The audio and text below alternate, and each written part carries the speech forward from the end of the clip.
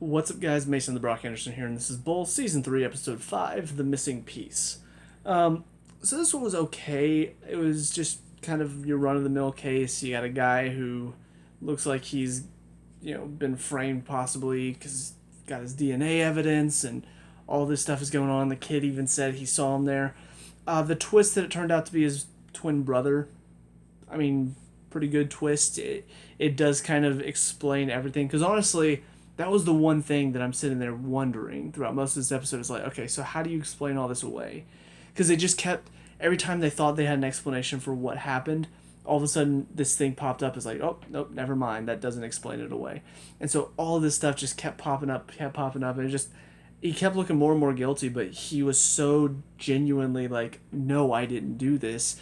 And all I could think was, could it just be something where he's just that good of a liar, where he really did it, and he's like, I don't know, it seemed weird. Also, the fact that the wife said that he had an alibi, so I just kept wondering, what could it be? Is somebody framing him? What's going on? Is the AD like so convinced that he did it that he even got the kid to say, hey, point at that man and say he did it?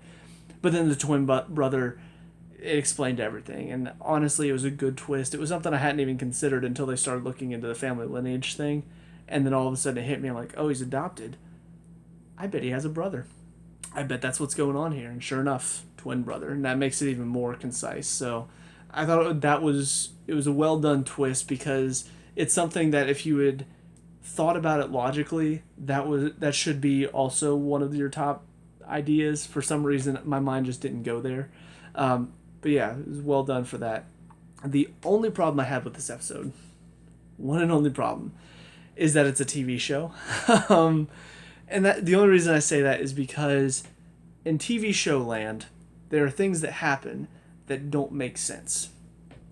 For example, most of the time on a law show like this one, or any time that a crime show has a court case involved and there's DNA evidence, most of the time, if the DNA evidence comes into like, oh, you obtained this illegally or something along those lines, where there's some sort of loophole that makes the DNA evidence seem like, well, you can't use that even though it proves what's going on. For instance, the NCIS case just for this past season that I watched, season 16, where there was a guy, they had him on DNA evidence, and it turned out, oh, well, that was actually illegally obtained, so you can't use it. That happened, and I'm just like, that's ridiculous. Well, in this episode, we have a similar scenario where they want to use a similar loophole to get the DNA evidence thrown out, because the cops obtained it in a fishy way. They impersonated a client at one of these genealogy things so they could get a match on their DNA test, because it wasn't matching anywhere else. Normally, if it were flip-flopped, if the bad guys or the antagonists were trying to use this, that would work. The judge would be like, you know what? Yeah, unfortunately, we can't do anything about it. It's the law, so gotta get it thrown out. But because our protagonists want to use it, guess what? You can't. Oh, that loophole doesn't work here. Look, we need to solve this case. And that's the problem. And maybe the law really is like that. Maybe sometimes you just get a judge that is forgiving of that, or will allow the DNA test to be used. Like, maybe that just is how life works, but I don't think so. I think most of the time the law is pretty set in stone, so whenever you do something, if it breaks the law, or if you're not allowed to, you can't. Because, I mean, I'm going to be perfectly honest, I actually agree with the judge in this case. I agree that, oh, well, just because the cops did something a little shady to get the information, like, that doesn't mean the evidence can just be disregarded. Like, it still exists. So I actually agree with the judge's decision. However, the problem is most of the time the judge would make, or wouldn't make this decision. Most of the time the judge will say, sorry, the law's the law, and get rid of it. But because in this case our protagonists need this DNA evidence to get thrown out, now the judge is like, nah, I'm going to disregard the law for this case because it affects you guys, because it makes your life harder. Doesn't this just suck? TV show land is just, sometimes it can get annoying. But honestly, it's a bit of a nitpick, but it's still kind of relevant because this is a show about the law and it is a show about court cases. So that's the problem, is that you're probably going to have another case where something similar happens, and you want to use this DNA evidence, but you can't because for some reason it was illegally obtained or something like that, and then that DNA evidence is going to get thrown out, but they needed it. And you can't do that in this type of show. You can't make the law insignificant because it makes it more difficult on your protagonist in one episode, and then some episode down the line you're going to have a similar situation flipped where now it hurts our protagonist again. Like, don't get me wrong, I get the idea, of telling an entertaining TV show is you need hills to climb, you need bad things to happen, you can't make it an easy case, but at the same time, you got to make it somewhat realistic, especially when you're trying to tell a show about trial science. So, but anyways, that's about it for this episode. So on to the next one. See you there. And now episode 6, Fool Me Twice. So pretty straightforward. Again, not anything too crazy. I knew once Marissa started suspecting, name escapes me, her new husband, once she started suspecting him early on in the episode, I kind of knew that he wasn't actually going to be the bad guy, because typically that's how it works. You suspect somebody, you're like, holy crap, they could have done it. Oh my gosh, guys. And at the end of the episode, you find out, no, he didn't. Actually, everything's good, and he's a good guy, and happens every time. I will say, thankfully, they didn't end it on a cliche note, because I was kind of expecting at the end one of two things was going to happen. Because I knew he was going to not be charged. I knew he was going to get off okay. But I expected, one, we were going to find out some horrible thing that he's been keeping from her. Or two, he was going to get upset that she was suspecting him to begin with and then leave her. So he did get a little upset, but thankfully, like a normal relationship, he just kind of accepted the fact that, yeah, she's had some bad experiences. He's going to give her time. And I like that. Because too many times I see relationships on TV shows that are just so unrealistic. The first sign of trouble, it's like, I just don't know if I can do this, and then they're gone. It's like, real relationships have issues. Real relationships take time. Like, I'm not saying stay in an abusive relationship or anything like that, but it can't always just be, this one time I really needed you there for me and you weren't, so bye. No, this is realistic. She even says, look, I know that this is who I am, but just give me some time to learn. And he does. And that's how a relationship should be. So, I will say, when the episode started, I really was not big. I'm still not really big on them as a couple. And part of that, I think, is because they are so... They're like one of those couples that they want you to see that they're so in love, that they're just constantly, like, anytime that they're together, they're, like, all over each other type of thing.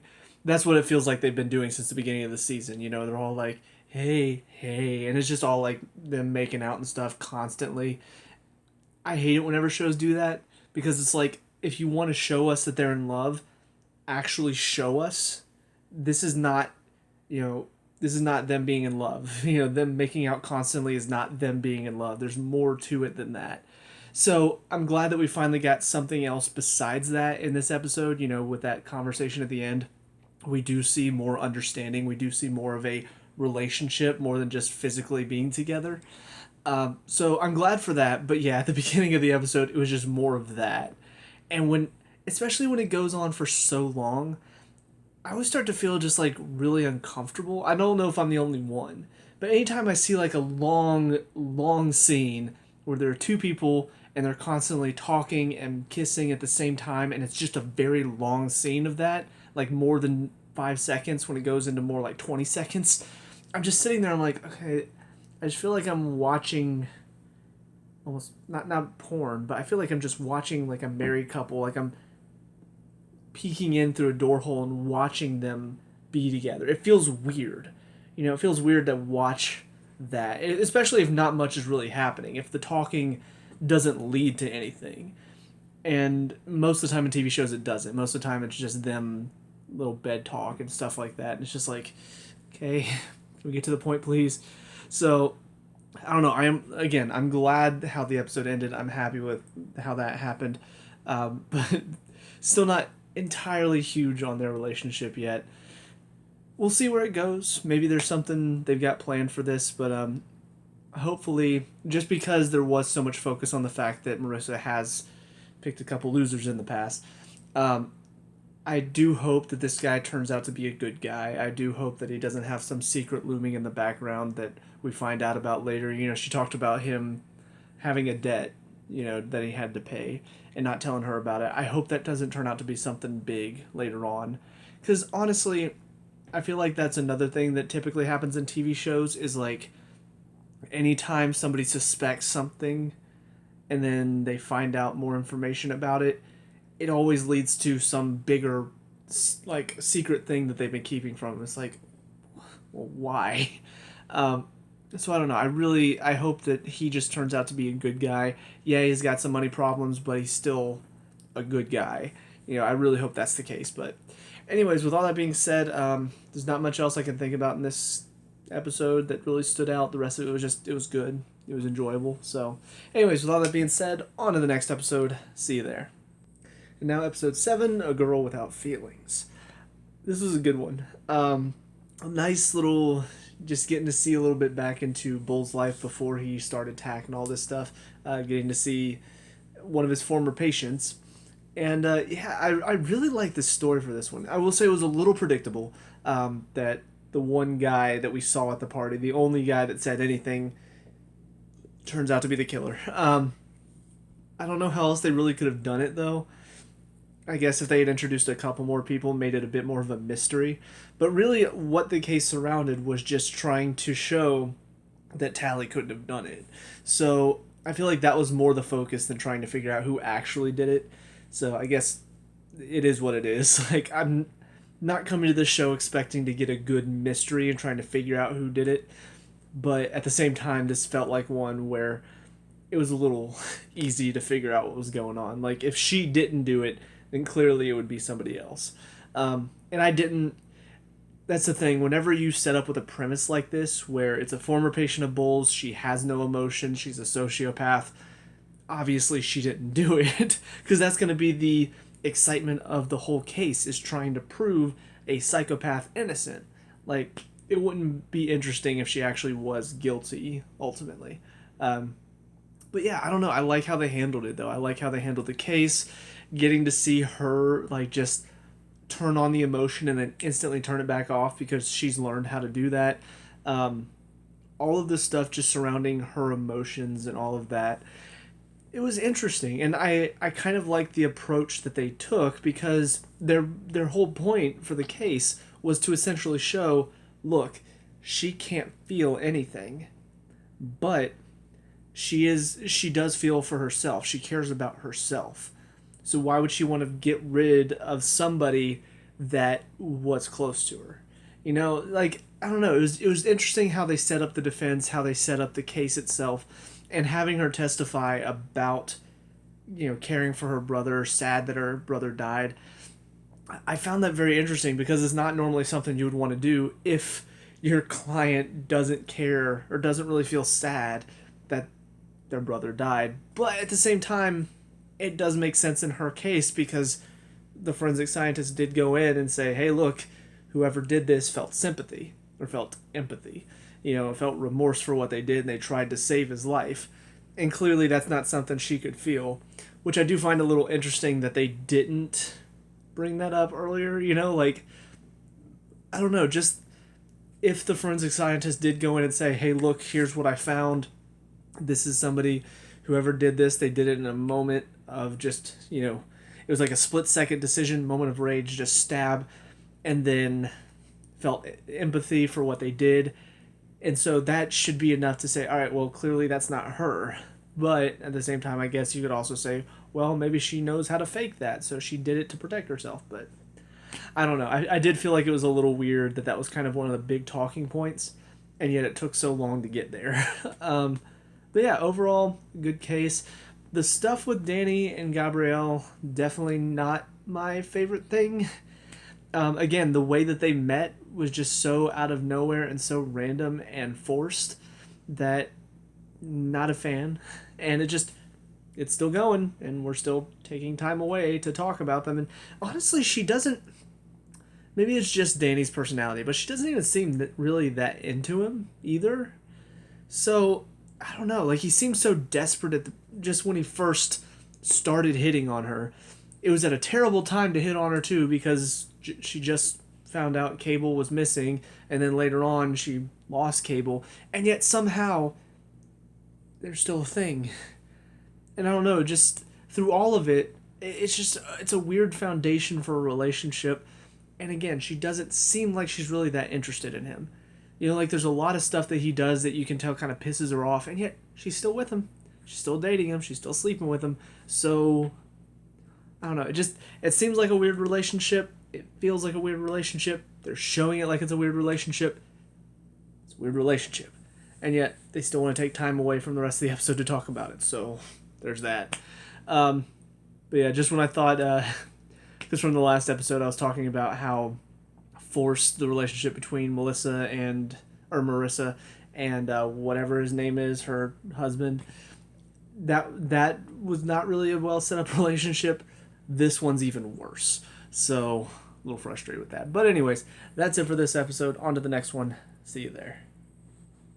And now episode 8, But for the Grace. This one was not as good as most of the season has been so far. And solely because the writing was just a little off. First of all, the setup for the case felt like it should have been over and done with. You got a punk little ADA who's just trying to make it. And I'm glad that ended up being kind of what turned the case, is when they pointed out the fact that he was just in it to make a buck. But just the way he was talking all confidently and the way the case was set up, it should have been over like that. I mean, being perfectly honest. Like, there was nothing that should have made this, in the setup at least, there was nothing that should have made this difficult. Because you've got a man and a woman are standing in line. These 3 drunk idiots come up to their friend who's been saving their spot in line for them. The wife gets pissed off and starts talking to him. One of these idiots starts talking back to the wife and calls her some rude stuff, to which the guy, like, is about to say something, then gets sucker punched, and then the 4 of them team up on him, and then he pushes one who trips and falls, hits his head. That guy dies. That should be an open and shut case. Like, it should be over very quickly. Especially with this little punk ADA who's just like, yeah, I'll see you in court, Dr. Bull. I'm like, please, please, please let them just run over this kid. Just half of the episode be the case, run over him, done. The rest of the half of the episode is people just spending time with each other for Christmas or whatever. But they didn't. And that's the problem I had, because that's what should have happened. In the setup of it, that's what should have happened. However, all of a sudden, now the client has anger problems. Why? Well, because we need to make this case difficult somehow. So he's got anger problems, guys.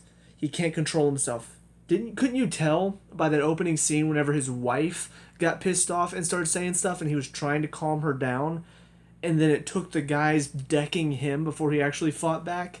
Couldn't you tell he was such an angry person whenever they called his wife Cruella de Vil and he was like, hey, come on, man, that's my wife? Couldn't you just see the anger in him? No. But they had to make him seem like a good guy in that scene, so let's not show him getting angry. But then later on in the episode, we need it to be a difficult case. Even though it's set up like a piece of cake, a nice little cakewalk, we need this to be difficult. So now he's got anger issues. He can't control himself. He got into a fight at prison. I just don't know if we're going to win this case anymore, guys. Like, if you want it to be a difficult case, if you want it to be where the guy got pissed off that these guys cut in line, and then they start saying some rude stuff, and then they took the first shot, and he was just defending himself, that's still a case you can do that makes sense. But to have the wife say something, the guys start talking back to her, get real rude, and then he tries to step up in her, defend her, and then gets punched. That's not anger problems. There's nothing in that makes him look guilty, to us at least. And just the fact that the whole premise of the case is based on Well, this guy got pushed and shoved and he hit his head and died.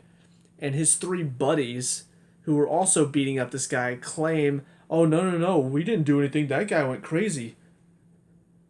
Oh, that's such a strong case, guys. I don't... How are we going to do that? How are we going to defend that? I mean, come on. You've got three guys who are all complicit in helping their friend who died beat up this one guy.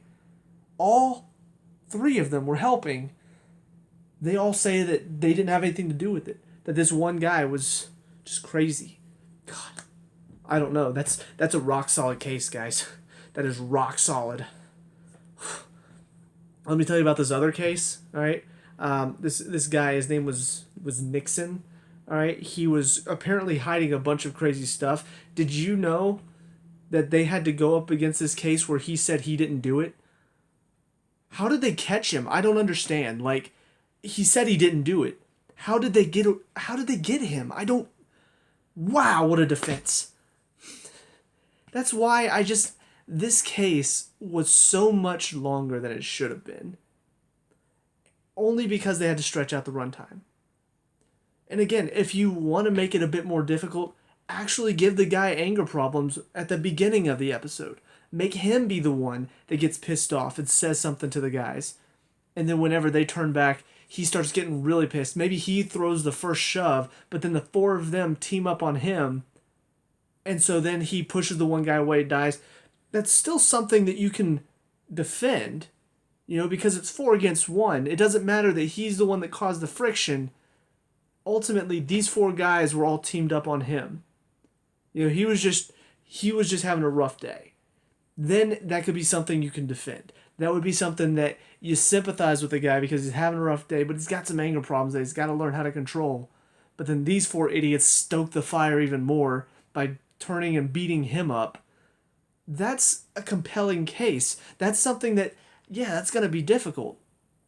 But ultimately, this whole case, there's nothing that really makes this difficult. They made it seem difficult, but there really wasn't at the beginning. I mean, it seemed very weird to me that they decided to do that. That they made such an easy case so difficult because they suddenly threw in a couple things that didn't make any sense. And then you got the wife acting like an idiot because she's like super pissed off at him. She's filing for divorce apparently, and she just doesn't want to be around him. I'm like, you're the one that started the fight. Why are you angry at him? What? And then she comes in and she's just like, all pissed off. And she's like, what, you want me to lie? And then she goes and tells him that at the prison, which then the DA can use, the ADA. I'm just like, you're basically just creating all of these contrivances that are making this case harder than it should be. And I hate it because, it's show writing. It's essentially the show writers wrote these problems in to create a problem so that way it would be a longer case. And it wasn't interesting stuff. It wasn't like a case that, oh, this seems pretty simple, and then all of a sudden we find out some stuff that make it more difficult. It seemed simple, it was simple, but then for some reason they just decided, hey, you know what, it's not simple anymore. I don't know why. Then aside from that, we've still got Danny and Gabe. I'm just going to call him Gabriel. Because that's the thing. When he says it with his, Hispanic accent. So he's like, Gabriel. But then Danny calls him Gabriel. So I'm like, what should I call him? I really shouldn't care this much, but it is something that I'm like, what should I call him? But there's more of them. They go to dinner because they're still a thing, apparently. Still don't see much chemistry there. She still doesn't seem really, really into him, and he's really, really desperate. At least that's what he's coming off like. That's the thing. I think it's supposed to come off like he's really attracted to her. He's just like, damn, she looks good. But from her side, like, she kind of, I guess, there are some moments where I feel like she's kind of like, yeah, I like him. He's cute. He's nice. But then there are other times where she just kind of seems uninterested. So I don't know if that's an acting choice. I don't know if that's a directing choice. I don't know if that's a writing choice. I don't know what it's supposed to be. But they just don't seem like a couple right now, even though they are. They're supposed to be. They're having dinner. They're having sex. Is that not what, like, are they just two people that just decide, hey, you know what? I just need somebody to sleep with, so you'll do. Is that what it is, or are they actually trying to pursue a relationship? I can't tell. But then to add to this intense story growing here that they want to spend a lot of time on for some reason, they go to dinner. This one guy starts having a heart attack, and then all of a sudden, in steps Gabriel, and he fixes the guy up and he saves him, and then all of a sudden rushes her out of there. So apparently he's got some dark past where I guess he did some doctor work he wasn't supposed to in another country, I guess, and then if they find him, they're gonna send him back and he's gonna die. I don't know. It just seems like some added intensity that is not really needed. And honestly, it could have been spent more building up an interesting case instead of spending time with them. But hey, you know what? One bad episode out of 8 to start this season. I'll let this one pass. This is the pass that you get for the season, Bull. Do not waste it.